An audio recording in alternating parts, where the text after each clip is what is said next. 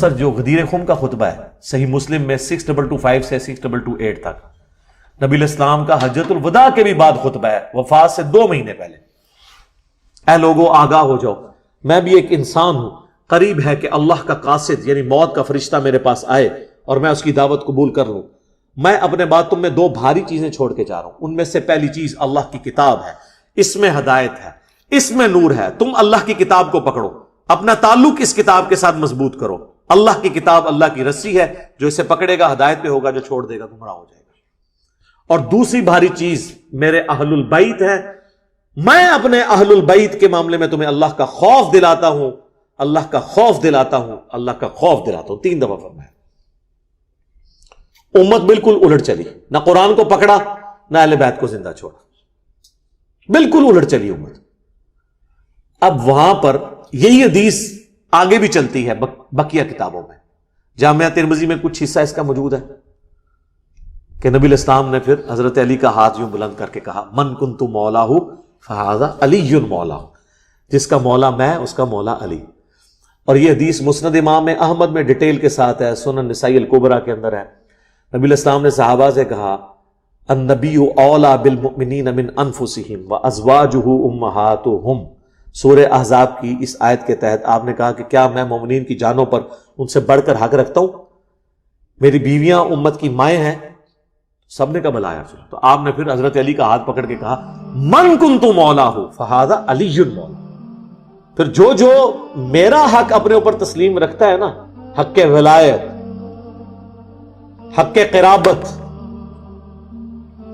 تو وہ حضرت علی کا حق بھی تسلیم کرے۔ اور پھر آپ نے کہا، اے اللہ اس سے محبت رکھ جو علی سے محبت رکھے، اس سے دشمنی رکھ جو علی سے دشمنی رکھے۔ تو حضرت علی سے اوپر تو کوئی نہ ہوا، ٹھیک ہے، اس حوالے سے۔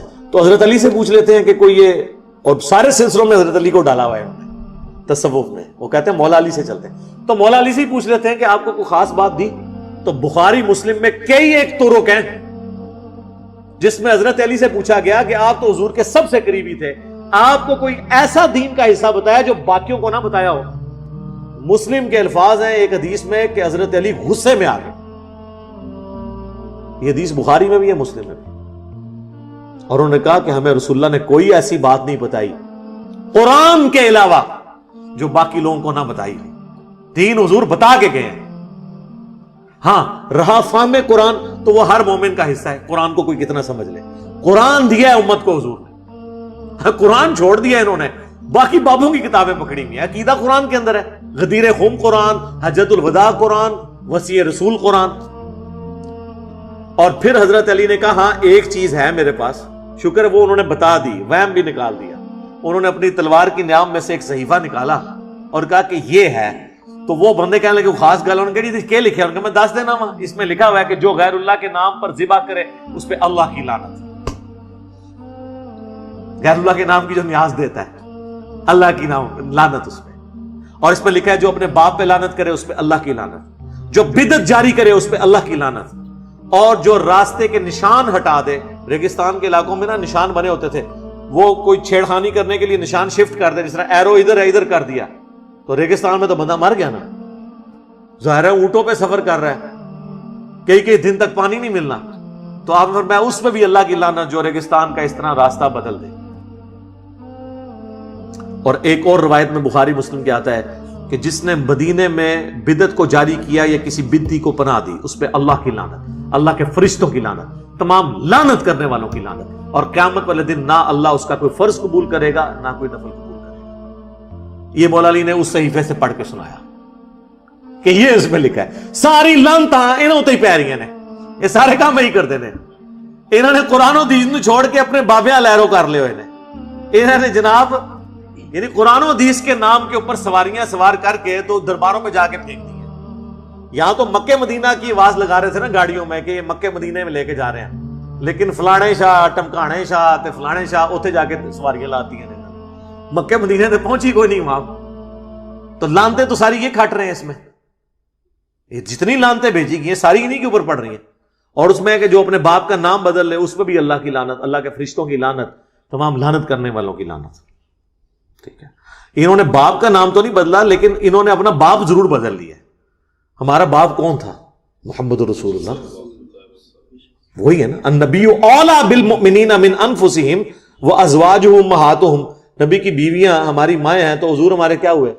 باپ. تو باپ تو انہوں نے بدل لیا، انہوں نے تو اپنے اپنے بابے رکھے ہوئے ہیں، اپنے اپنے سلسلے رکھے ہوئے ہیں. تو سر اسی کو تو ہم عرض کرتے ہیں کہ مرنے سے پہلے اے مسلمان کر لے اس پہ غور، کتابوں کا خدا اور ہے، بابوں کا خدا اور یقین کر، یہ کبھی تو نے زندگی میں غور کیا نا تو تیرے اندر سے آواز نکلے گی کیا کہ نہ میں بابی نہ میں بابی، میں ہوں مسلم علمی کتابیں. تو یہ جو ہم آواز بلند کر رہے ہیں نا، وہ اسی لیے کر رہے ہیں کہ یہ آپ نے جو علم لدنی کے نام کے اوپر ڈھکوسلا کیا ہوا ہے یہ اس طرح نہیں ہے. باقی اس حوالے سے پورے لیکچرز میں نے ریکارڈ کروائے ہیں قصہ موسیٰ اور خضر کے اوپر، جہاں سے وہ علم لدنی کو اخذ کرتے ہیں. اس میں میں نے پوری ویڈیو ریکارڈ کروا کے ان کی تسلی کر دی.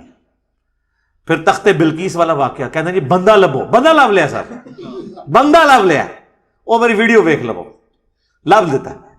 اچھا اس کے بعد سلسلہ اویسیہ کی بات کرتے ہیں تو حضرت ویسے کرنی کے اوپر میری ایک ویڈیو ریکارڈ ہے، وہ آپ دیکھ لیں.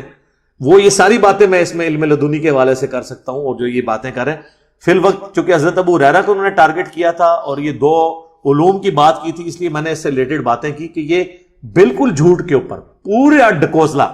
اور مجھے یہ بتائیں کہ جو علم قرآن و سنت میں نہیں ہے اور سینہ بسینہ آ رہا ہے، اس کی اہمیت کیا قرآن و سنت سے زیادہ ہو سکتی ہے؟ برابر تو چھوڑ دیں. تو پھر اس کی دوست لگا کے ہم کہتے ہیں پڑھو ایاک نعبد و ایاک نستعین. یہ کہتے ہیں نہیں جی وہ تو انہوں نے شعر کہا ہوا ہے، سن فریاد پیراں دیا پیرا میری فریاد سنی کن تھر کے ہو، بیڑا میرا وچ کھپراں دے جتے بچ بھی نہ پہندے ڈردے ہو. تو یہ ہم انہیں قرآن کی آیات سناتے ہیں، یہ ہو کرتے ہیں.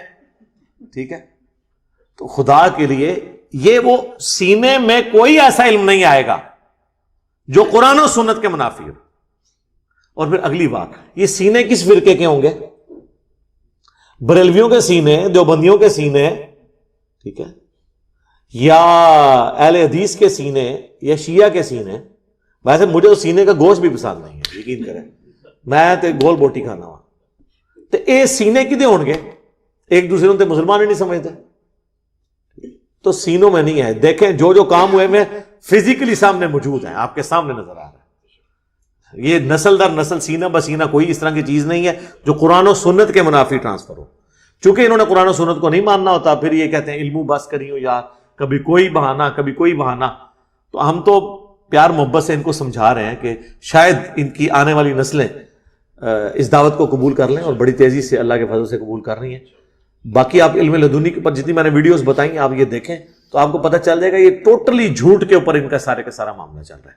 چونکہ انہیں یہ یقین ہے کہ ہماری تعلیمات قرآن و سنت میں موجود نہیں ہے، لہٰذا یہ کہتے ہیں وہ سینہ بسینہ علم بھی آ رہا ہے. بالکل آپ کہیں جی آ رہا ہے، مان لیا، لیکن قرآن کے خلاف نہیں ہونا چاہیے، حدیث کے خلاف نہیں ہونا چاہیے. تو پھر یہ بیان ہی نہیں کریں گے آپ سے، کیونکہ انہوں نے تو بالکل اس کے الٹ بیان کرنا ہوتا ہے. وہ کہتے ہیں جی اس کے اندر یہ نقطہ نکلتا ہے، اور وہ جو چیخ چیخ کے ابل کے چیز باہر نکل رہی ہوتی ہے وہ نہیں مانتے، اس میں سے کچھ اور چیز نکال لیتے ہیں. تو انشاءاللہ تعالی کتاب و سنت کی آواز یوٹیوب حافظہ اللہ کی برکت سے پھیل رہی ہے. انشاءاللہ ان کی آنے والی نسلیں امید ہے حق بات قبول کر لیں.